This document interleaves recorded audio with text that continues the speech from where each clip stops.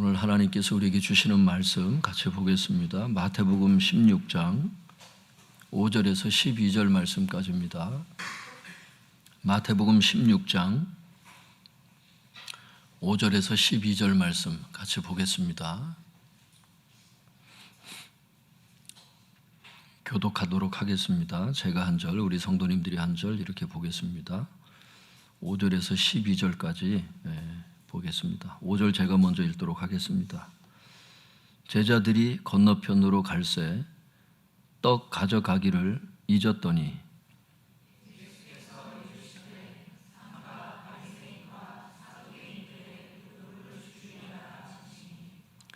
제자들이 서로 논의하여 이르되 우리가 떡을 가져오지 아니하였도다 하거늘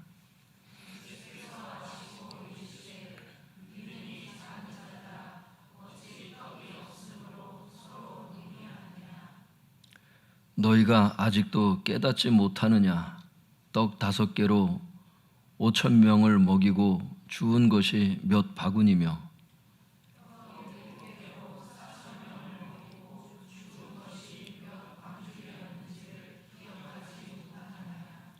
어찌 내 말한 것이 떡에 관함이 아닌 줄을 깨닫지 못하느냐? 오직 바리새인과 사두개인들의 누룩을 주의하라 하시니 그제서야 제자들이 떡의 누룩이 아니요 바리새인과 사두개인들의 교훈을 삼가라고 말씀하신 줄을 깨달으니라. 제목을 한번 따라해 보겠습니다. 제자들의 문제와 바리새인과 사두개인들의 누룩.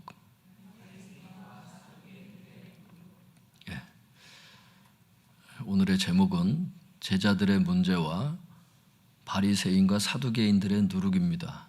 두 가지 주제에 대해서 주님께서 말씀하시기 때문에 두 가지 다 봐야 되겠습니다. 5절에서 7절 먼저 읽도록 하겠습니다. 시작. 제자들이 건너편으로 갈새 떡 가져가기를 잊었더니 예수께서 이르시되 삼가 바리새인과 사두개인들의 누룩을 주의하라 하시니 제자들이 서로 논의하여 이르되 우리가 떡을 가져오지 아니하였도다 하거늘. 이제 사역하기 위해서 다른 곳으로 이동을 해야 될 거 아니에요? 한 곳에 계속 머물러 계시지는 않으니까 주님께서 떠나야 될 사람들은 떠나시고 찾아가야 될 사람들은 찾아가시고 이렇게 하는 것을 알 수 있기를 바랍니다. 지난 시간에 말씀드렸다시피 해서 주님께서 찾아오실 때 그 기회를 잘 잡아야 된다 그랬어요. 어쩌면 지금 여러분들에게도 지금 주님께서 기회를 주고 계시는 거예요, 지금. 그래서 이제 새로운 사역지를 향해서 출발을 했는데 그래서 5절에 보면 제자들이 건너편으로 이제 건너갔어요. 건너가는데 떡을 가져가는 것을 잊었다는 거예요. 한국말로 떡이라고 번역되어 있지만 이게 빵이라는 뜻이라 그랬어요. 빵을 가져가는 것을 잊었다는 거예요. 여기서 얘기하는 빵이 뭐겠어요? 15장에서 얘기하는 빵 7개와 물고기 2마리로 4,000명 이상을 먹이시고 7광줄이 남았잖아요. 그 빵을 얘기를 하는 거예요. 남은 걸 갖고 가야 먹을 거 아니에요. 안 갖고 온 거예요. 근데 마침 주님께서 6절에 뭐라 하시냐면 이러시는 거예요. 바리새인과 사두개인들의 누룩을 경계해라 이렇게 말씀하시는 거예요. 주의해라, 경계해라 이런 뜻이거든요. 바리새인과 사두개인들의 누룩을 주의해라 그러니까 누룩이 들어가니까 빵을 발효시키는 그 누룩인 줄 알고 이 누룩에 이제 집중되어 있는 거예요. 이 사람들이 지금 주님의 말뜻을 못 알아듣고 이따 보면 알지만 이게 우리도 조심해야 돼. 이거를 주님의 말귀를 못 알아들을 수 있거든요. 그 자기 뜻대로 막 했는데 나중에 열매가 없어. 열심히 일을 하는데 열매가 없어. 열심히 저축하는데 터진 전대야. 많이 모은다고 모아지는 게 아니거든. 그게 주님의 뜻대로 해야 그게 모아지는 거거든.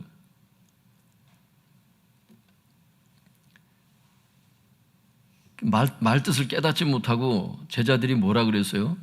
바리새인과 사두개인들의 누룩을 주의해라 그랬더니 7절에 제자들이 서로 논의하여 이르되 이렇게 얘기를 했어요. 여기 논의라고 하는 게 그냥 단순히 어떤 의견을 나눴다 이런 뜻이 아니에요. 이게 미완료 시제인데 문법적으로는 계속 논의했다 이런 뜻이거든요.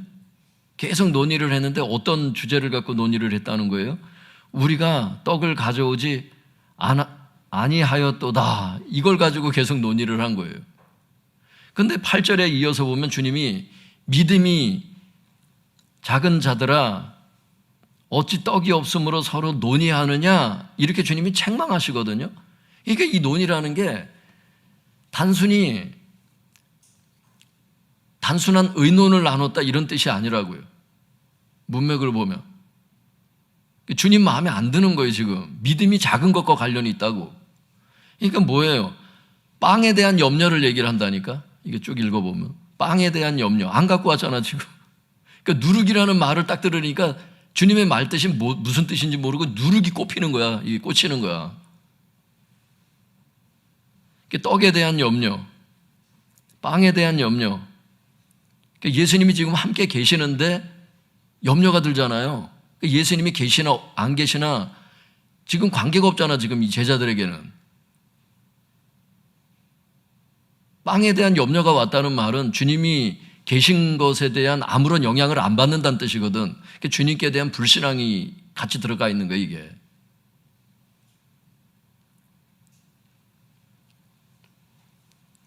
우리도 그럴 수 있거든요.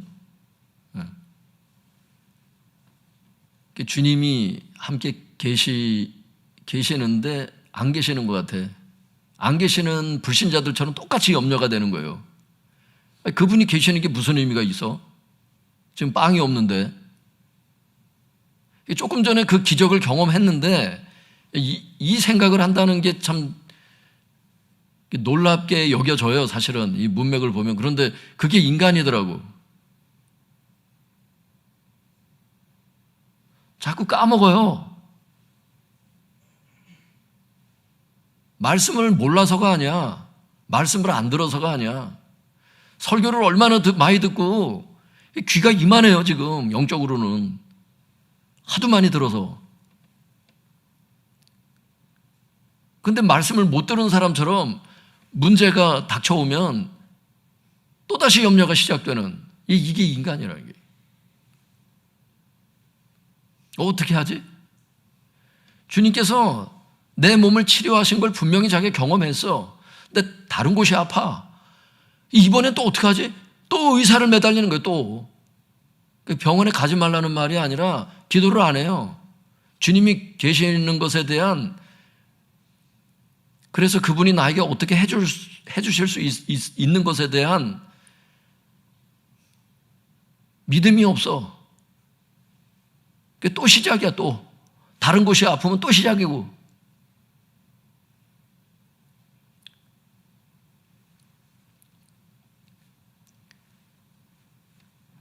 그래서 주님께서 계속 논의를 하는 거예요. 계속 논의를 했다 그랬어요. 여기 보면 우리가 떡을 가져오지 아니하였도다 그러면서 막 염려가 되는 거야. 이 광야에서 또 떡이 없네. 주님은 계시지만 떡이 없네. 이렇게 되는 거예요. 8절에서 10절 같이 읽어볼까요? 시작. 예수께서 아시고 이르시되 믿음이 작은 자들아 어찌 떡이 없으므로 서로 논의하느냐. 너희가 아직도 깨닫지 못하느냐. 떡 5개로 5,000명을 먹이고 주운 것이 몇 바구니며 떡 7개로 4,000명을 먹이고 주운 것이 몇 광주리였는지를 기억하지 못하느냐. 주님께서 떡 안 갖고 왔다고 계속 논의를 하고 있는 이 제자들을 향해서 믿음이 작은 자들아 이렇게 말씀을 하시는데, 이 믿음이 작은 자들아 여기에 대해서 교수님이 이렇게 이거를 주석을 다뤄놨더라고요. 한번 들어보세요. 마태복음에서 믿음이 작은 자들이란 예수님을 따르면서도 그분의 보호와 공급 능력을 신뢰하지 못하는 자들을 지칭한다. 그러니까 믿음이 작은 자들은 누구를 뜻한다고요? 예수님을 따르면서도 예수님의 보호하심과 그분의 공급하시는 능력을 신뢰하지 못하는 자들을 믿음이 작은 자들아 이렇게 얘기를 한다는 거예요. 마태복음에서는. 주님을 따르긴 따라. 그런데 주님의 보호하심과 그분이 공급하시는 그 능력을 신뢰하지 못해. 이런 사람을 믿음이 작은 자들아 이렇게 얘기를 한다는 거예요. 만일 제자들이 적절한 믿음을 소유하였다면 예수님께서 바로 얼마 전에 많은 무리들을 먹이신 기적들을 가장 가까이에서 지켜본 그들은 적어도 빵이 없는 문제로 서로 의논해서는 안 될 것이다. 따라서 예수님은 앞서 그들에게 보여주셨던 2차례 먹이신 기적들을 각각 언급하시며 그들의 작은 믿음의 문제를 지적해 주신다. 그래서 예수님이 9절에 보면 책망하세요. 뭐라고 책망하세요? 아직도 깨닫지 못하느냐? 이게 무슨 뜻이냐면 내가 어떤 자인지 깨닫지 못하느냐? 이게 당신이 어떤 분인지를 아직도 모르냐? 그걸 얘기를 하는 거예요. 생명의 떡이 되시고 광야에서 아무것도 없는 곳에서 광야에 잔치를 베푸시는 모든 문제의 구원자가 되시는 너희들의 모든 필요를 광야에서 다 채우시는 만나와 메추라기를 채우시는 내가 누구인지를 아직도 깨닫지 못하느냐? 주님께서 말씀하시는 거죠. 그러면서 주님께서 제자들이 이제 지금 까먹었잖아요. 그러니까 주님께서 말씀하시는 거예요. 그 9절에 떡 5개로 5,000명을 먹이고 남은 게 몇 바구니냐? 떡 7개로 4,000명을 먹이고 죽은 것이 몇 광줄이냐? 이걸 기억하지 못하느냐? 망각했느냐? 그 뜻이거든요.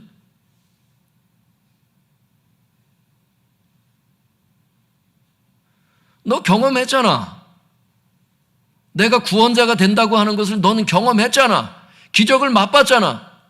너의 삶 가운데 과거에 했던 그 기적들을 너는 망각했느냐? 왜 염려하고 있어? 왜 염려를 또 시작하고 있는 거야? 그걸 말씀하시는 거예요.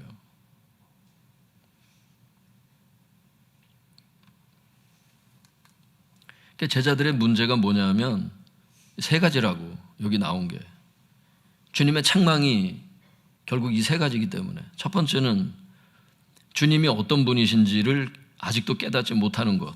두 번째, 주님께서 그동안 베푸셨던 기적들을 망각한 것.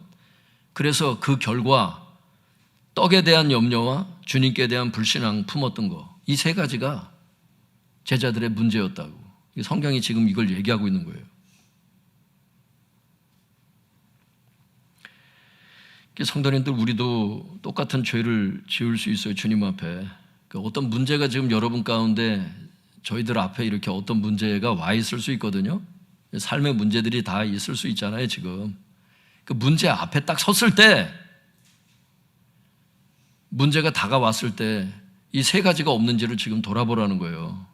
첫 번째, 뭐예요? 문제 앞에서 주님이 어떤 분이신지, 이걸 지금 내가 깨닫고 있는가? 두 번째, 그 문제 앞에서 그동안 나에게 베푸셨던 주님의 기적들을 내가 망각하고 있지는 않은가? 세 번째, 그 2가지 깨닫지 못하고 망각하고 있다면 뭐가 오는 거예요? 그 문제에 대한 염려, 예수님께 대한 불신앙, 이런 것들을 품는 건 아닌지.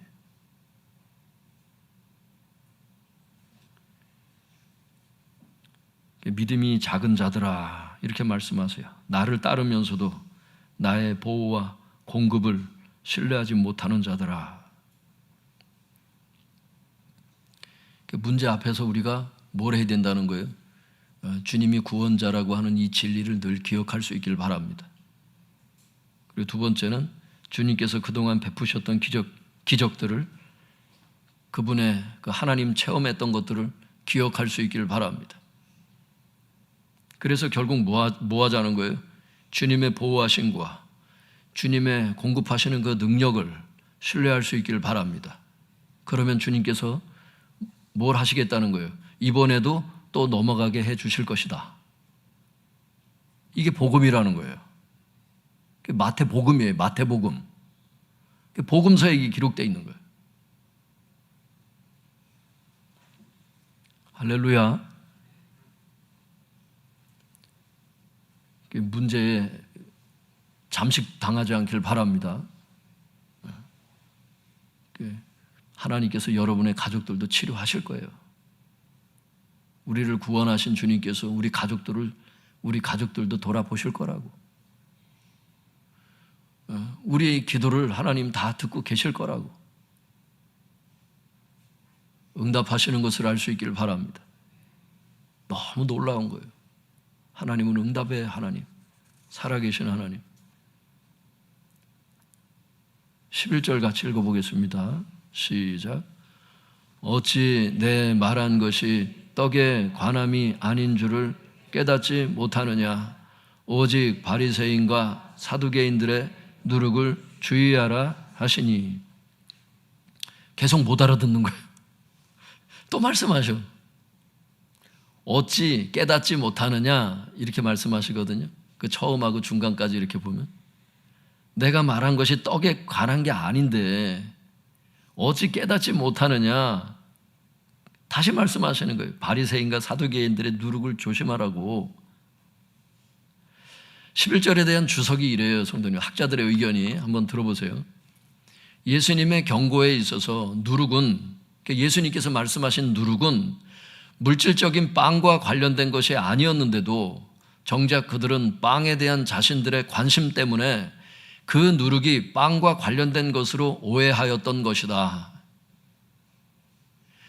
이게 먹을 게 없기 때문에 빵을 안 갖고 온 것에 대한 이 집중하는 마음 때문에 빵이라고 하는 그 문제가 있었잖아요, 제자들에게.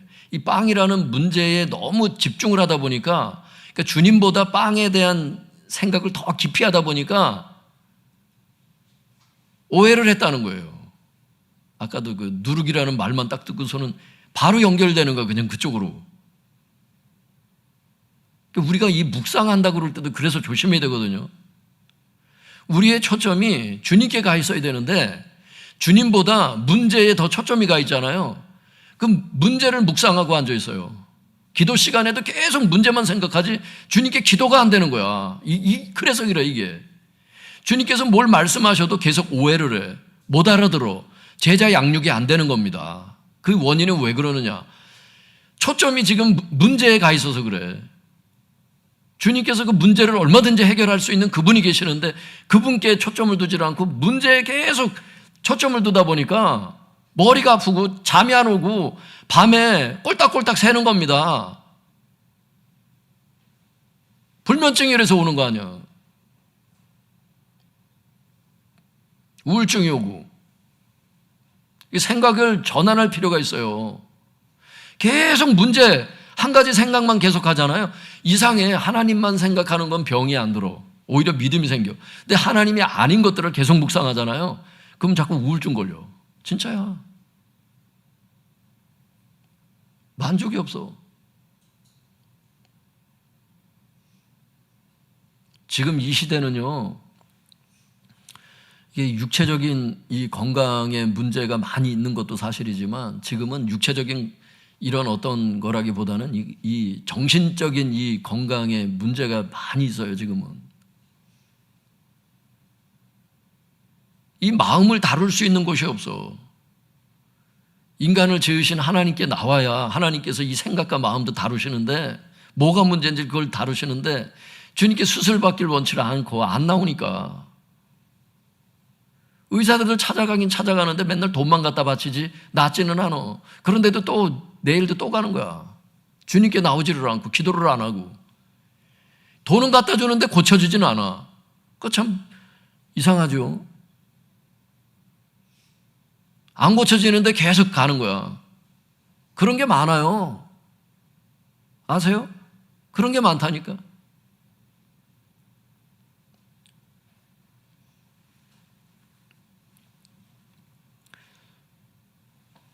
이게 제자들의 문제였어요. 주님보다 빵이라고 하는 문제에 더 관심을 가져서 주님의 말뜻을 깨닫지 못하는 이것이 제자들의 세 번째 문제였습니다. 네 번째 문제였습니다. 이것이. 주님께서 말씀하셨어요. 어찌 깨닫지 못하느냐.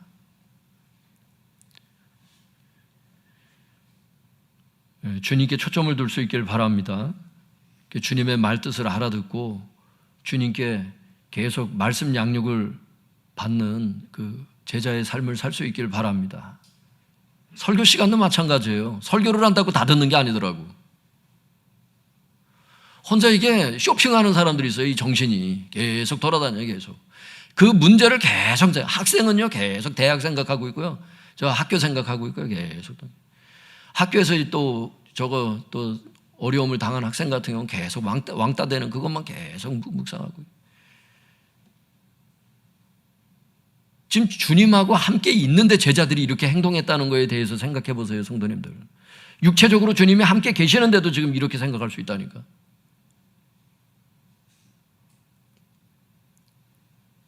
집중이 안 되는 거예요. 말씀을 들어도 집중이 안 되고, 기도를 해도 집중이 안 되고, 문제에 몰입이 돼 있다 보니까 문제가 하나님이 된 거예요, 지금. 하나님하고 나 사이에 문제가 끼어들어서 하나님이 안 보여. 태양은 떠오르고 태양은 그 빛을 장렬히 내리비치고 있는데 먹구름이 중간에 딱 끼니까 햇빛이 비춰지지 않는 것처럼 하나님이 안 보이는 거예요. 문제에 그냥 먹구름만 그냥 보이고, 빨리 초점을 바꿔야 된다. 한번 따라해 볼까요? 주님, 제 생각을 수술해 주옵소서. 여러분, 그래서 초점이 주님을 향할 수 있기를 바랍니다. 그때 주님께서 뭘 말씀하셔도 굴절돼서 듣지 않고 바로 들을 수 있다. 제자 양육도 그때 되는 거예요. 말씀을 못 알아듣는데 무슨 설교를, 100편의 설교를 듣는다고 무슨 의미가 있겠냐고.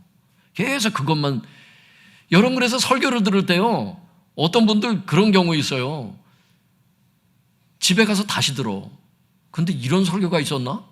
못 알아들은 거야. 이거 다 놓치는 거야. 지금 계속 시간은 가고 있는데 계속 못 알아들어. 계속 그 생각만 묵상하다 가는 거야, 그냥. 얼마나 불행하냐고.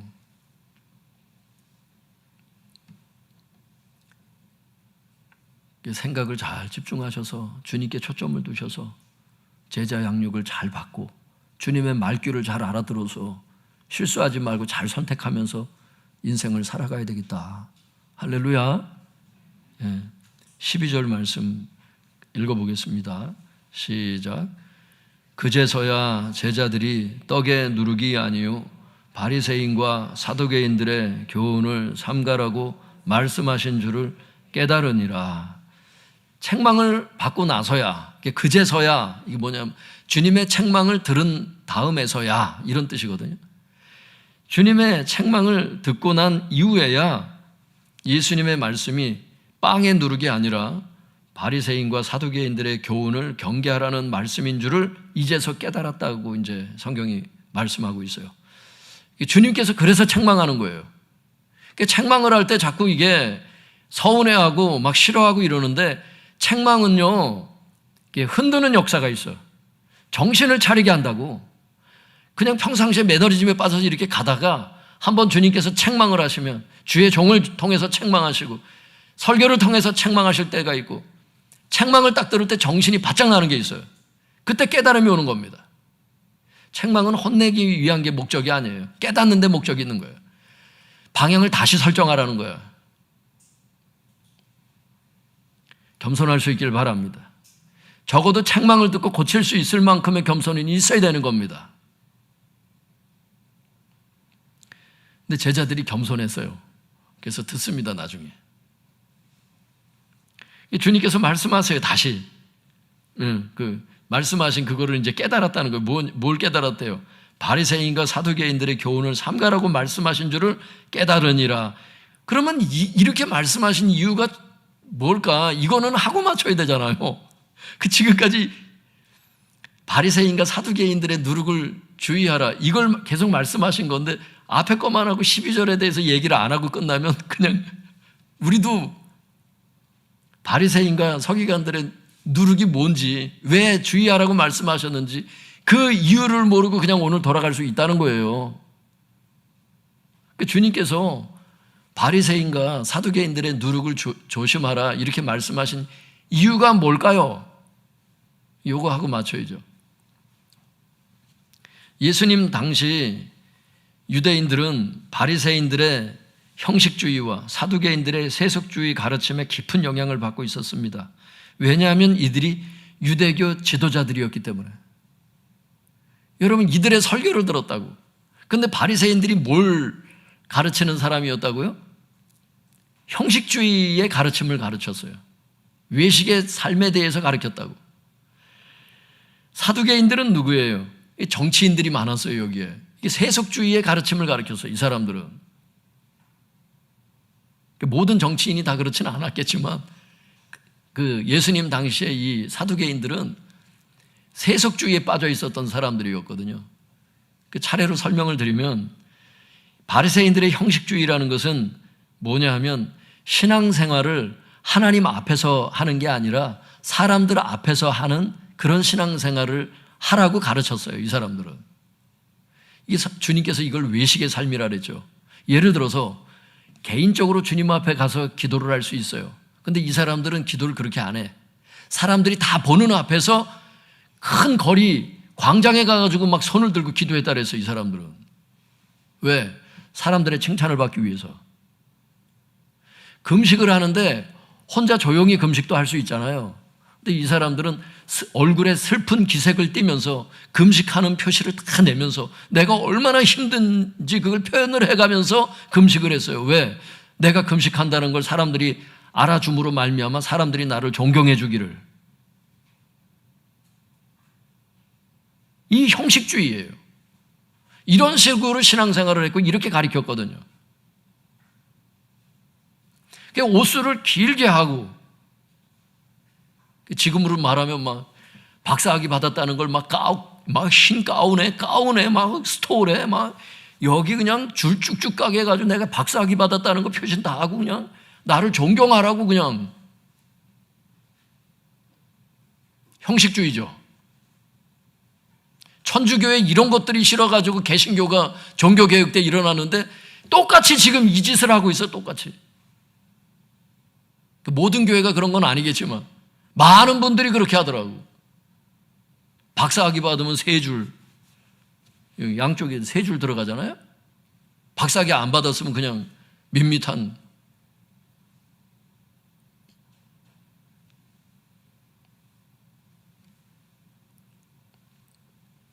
슬픈 현실이에요, 그게. 이게 옛날만 그런 게 아니에요, 이게.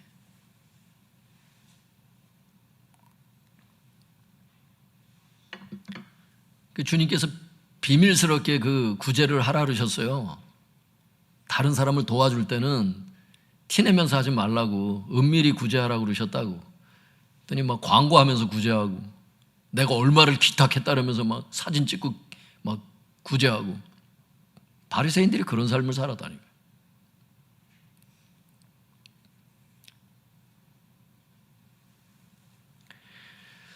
천주교는 언론 홍보하는 그 기관이 따로 있잖아요. 본인들이 뭘 하는지 다 얘기를 하는데, 개신교는 각자 플레이라 그런 게 별로 없잖아. 근데 희한해요. 탈북하는 분들 이렇게 여러 매체를 통해서 제가 듣거든요. 근데 대부분 도와준 분들이 다 개신교 목사님들이야. 개신교 선교사님들. 천주교, 불교 다 없더라고. 근데 신문지상에 이런 게 나오질 않아. 왜? 광고를 안 하니까. 도와주고도 광고 안 해요. 대부분 개신교들이.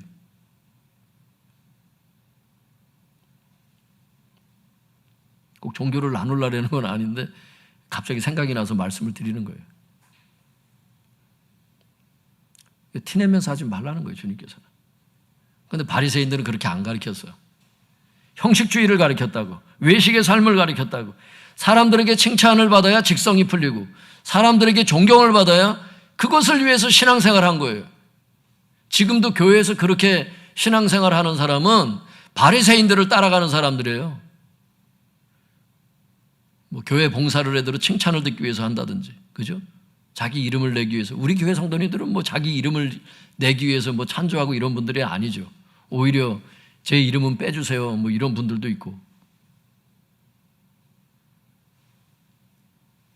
공식적으로 하는 것은 이름을 내기 위한 게 아니라 누가 했다는 것 정도는 사실 알면 좋거든요. 또 너무 과도하게 또 해가지고 또 그렇게 하는 것도 안 좋은 것 같고, 모든 게 좀 적절하게 갔으면 좋겠어요. 적절하게. 근데 어쨌든 바리새인들이 그 형식주의를 가르쳤기 때문에 그 교훈을 조심하라는 거예요. 주님께서. 사두개인들은 어떤 걸 가르쳤어요? 세속주의에 빠져 있었어요. 이 사람들은. 세속주의가 뭐예요? 내세를 부정했어요. 부활의 세계가 있다는 걸 부정했습니다. 부활의 세계가 없으니까 뭐가 없어요? 심판이 없죠. 하나님의 심판이 없다고 생각하고, 그 사람이 죽으면 여기서 끝이라고 생각하니까, 내세가 없다고 생각하니까 이 사람들이 현세에만 집중된 삶을 살았어요. 세속적인 삶에 만족하고 돈을 추구하고 육체적 쾌락을 추구하는, 육체적 쾌락, 음란을 추구하는 이런 삶을 살았다고.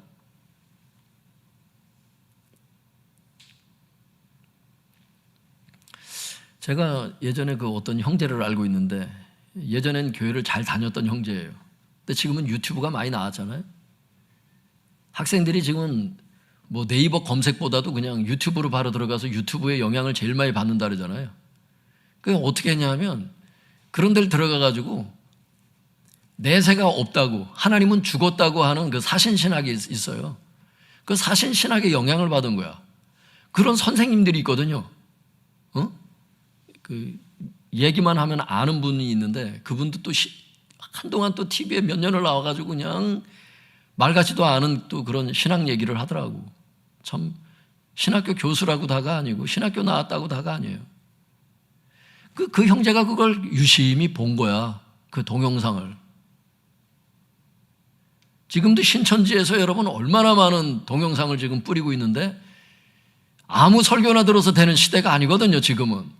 그 형제가 그걸 가만히 듣고 있다가, 내세가 없네. 하나님이 없네. 완전히 불신자가 됐어요, 지금. 사람이 여러분 이렇게 설교 몇 편 듣고도 완전히 불신자가 될 수 있다는 거 아세요? 주님께서 사두개인들의 누룩을 경계하라고 이렇게 말씀하셨는데, 그 형제는 경계하지 않고 아무 동영상이나 막 본 거야. 믿음에서 떠나게 하는 말씀을 듣지 말라고 주님 말씀하시는데, 음식을 부패시키는 누룩처럼 그 사두개인들의 가르침이 누룩이 되어서 그 형제를 감염시켜서 결국 지옥을 보내게 될 겁니다. 그대로 가버리면 그 형제는. 나중에 정신적인 이상도 오더라고. 옥상에서 투신을 했어, 막. 거기서 끝나지 않아. 마귀는 끝까지 지옥을 끌고 들어갈 거야, 아마. 교회 안 나온다고 끝나는 게 아니에요, 여러분. 마귀는 그걸로 끝나질 않아. 끝까지 그 영혼을 사냥하지. 베드로전서 5장에 말씀하시잖아요. 마귀가 우는 사자와 같이 두루 다니며 삼킬 자를 찾나니 너희는 그를 대적하라. 주님을 떠나게 하고 믿음에서 떠나게 하는 그런 잘못된 선생들을 떠날 수 있길 바랍니다. 그런 가르침들을 여러분 떠날 수 있길 바랍니다. 여러분들로 하여금 예배를 빠지게 만들고 여러분의 믿음을 자꾸 떨어뜨리는 그런 동영상을 멀리할 수 있길 바랍니다. 그게 사두개인들의 누룩을 조심하는 방법입니다. 근데 성도님들 보세요. 예수님의 가르침은 뭐예요? 외식의 삶을 살지 말고 오직 하나님 앞에서 신앙생활하라는 거예요. 기도할 때 골방에 들어가서 하라는 거예요. 조용히. 금식할 때는 얼굴을 깨끗이 하고 금식하라는 거야. 왜? 하나님께만 보이기 위해서 신앙 행위를 하는 거거든.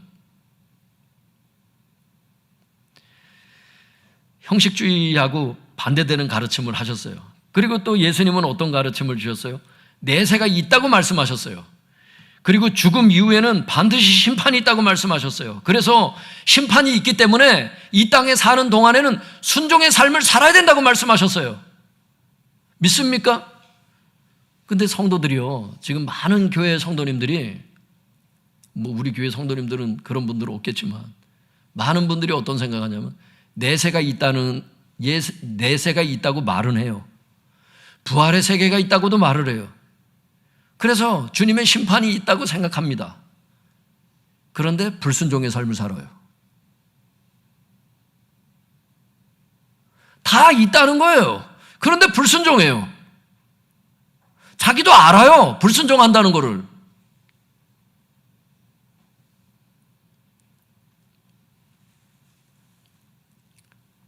사두개인들의 누룩에 이 사람도 잠식된 거죠.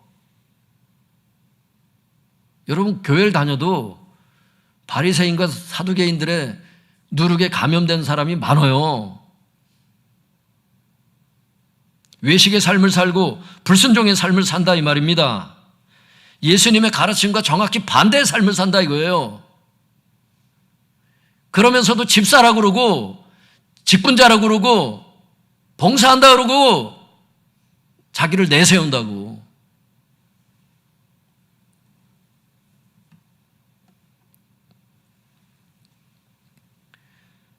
성도님들, 두 종류의 가르침이 있어요. 예수님의 가르침이 있고요, 바리새인과 사두개인들의 가르침이 있어요.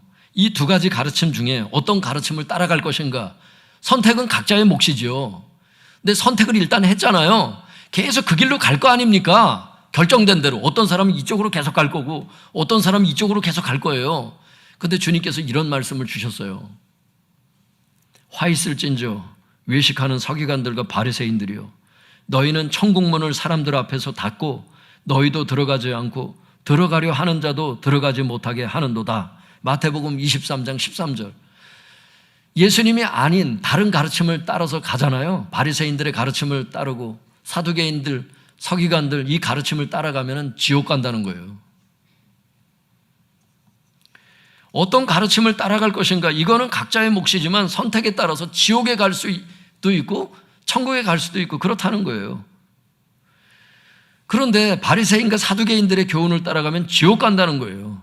실제로 당시 유대인들은 바리새인과 사두개인들의 교훈을 받고 지옥에 가는 상황에 있었습니다. 이런 이유 때문에 주님께서는 제자들에게 바리새인들과 사두개인들의 교훈을 경계하라고 말씀하셨던 거예요. 왜? 당신들의 제자들이 지옥 갈까 봐. 사도들이 지옥 갈까 봐 이런 말씀을 해주셨다면 사도가 아닌 우리들은 어떨까요? 더 경계해야 돼요. 더 경계하셔야 된다고. 교회 다니다가 여러분 신앙을 버린 사람이 한둘이에요. 제가 세례를 준 사람 중에 여러분 얼마나 많은 사람들이 교회를 떠났는데, 정신 차리고 신앙생활을 해야 되고 정말 그 초심이 끝까지 갈 수 있길 바랍니다. 사랑하는 성도 여러분, 시대는 바뀌었지만 지금도 형식주의와 세속주의에 대한 가르침이 많이 있어요. 예를 들면 하나님 없이 처세술에 대한 가르침에 심취하는 거, 그죠? 사람들 앞에서 잘 싸바싸바 해가지고 세상을 그러니까 처세술이 필요할 때도 있지요. 그런데 하나님 없는 처세술의 가르침이 위험하다는 거예요. 외식의 삶을 살 수밖에 없으니까. 내세를 부정하는 가르침이 얼마나 많아요. 하나님 없이 돈만 많이 버는 가르침, 서민갑부 여기 불신자들이 대반이잖아. 교회도 안 가요. 돈 버느라고. 근데 돈은 벌어요. 근데 살만하면 죽어요. 많이 벌어놓고 죽더라고. 자녀들한테 많이 물려주고 죽더라고. 근데 자기는 못 쓰고 죽어요. 무슨 의미가 있어요? 여러분, 하나님 없이 돈만 많이 버는 가르침, 이게 여러분 사두개인들의 가르침이잖아. 육체적 쾌락을 추구하는 가르침, 이런 책과 이런 동영상, 이런 강사들로 인터넷이 넘쳐납니다. 교회들도 외식의 삶을 살고 세속화가 돼가고 있어요. 이걸 세속화라 그러잖아. 교회의 세속화, 그런 책도 있던데. 교회의 세속화. 그 교회의 세속화에 대한 게 뭔지 아세요? 고린도전서예요, 그게. 교회가 세속적으로 가기 때문에 교회의 세속화를 막는 게 고린도전서야. 그 옛날에도 있었다면 지금도 많은 교회가 있죠. 우리의 마음 가운데도 스며든 누룩들이 있고요. 다 뽑아낼 수 있길 바랍니다. 주님의 수술을 받아야 살아요. 교회만 다닌다고 신앙인이라고 하는 시대가 아니에요. 지금은 정말 믿는 자가 돼야 돼. 예전에 그 사랑의 교회 개척하신 분이 누구죠? 오카는 목사님. 오카는 목사님이 그 경기장에서 전체 이제 그 연합으로 이제 교회들이 부활절 예배를 드리는데 거기서 뭘 외치시냐면 이걸 외치시더라고. 지금 교회가 사대교회라 그러면서 막 살았다 하는 이름은 가졌으나 죽은 자로다 그러면서 막 설교를 하는 거예요. 내가 그런 놈이라고 그러면 내가 그런 자라고 그러면서 막 그렇게 설교를 하시더라고. 교회 그러면 살았다 하는 이름은 가졌지. 근데 실상은 죽은 자로다. 사두개인들의 예수님의 가르침을 따라가는 게 아니라 사두개인들의 가르침을 따라가고 마치 이 세상만 있는 것처럼 내세로 이사갈 사람이 아닌 것처럼 이 땅에 마음을 다 쏟고 그냥 여기에다가 올인을 다 해버리는 거예요. 신앙생활에 올인하는 게 아니라 사두개인하고 똑같다는 거예요. 사대교회라는 겁니다. 여러분, 이 모든 것이 다 예수님의 가르침과 다른 바리새인과 사두개인들의 가르침인 것입니다. 그 외에도 요즘 자유주의 신학이 얼마나 팽배해 있습니까? 이런 가르침들은 사람들로 하여금 주님을 떠나게 만들고 믿음에서 떠나게 만듭니다. 이런 잘못된 가르침들은 음식을 부패시키는 누룩처럼 사람들을 서서히 병들게 만들고 멸망으로 이끕니다. 바라기는 오늘 주님의 경고를 들으시고 바리새인과 사두개인들의 교훈을 경계하시길 바랍니다. 주님의 교훈과 다른 교훈들을 멀리할 수 있길 바랍니다. 오직 주님의 가르침만 따라갈 수 있길 바랍니다. 그래서 지옥에 가지 마시고 반드시 천국에 갈 수 있기를 축복합니다. 기도하겠습니다.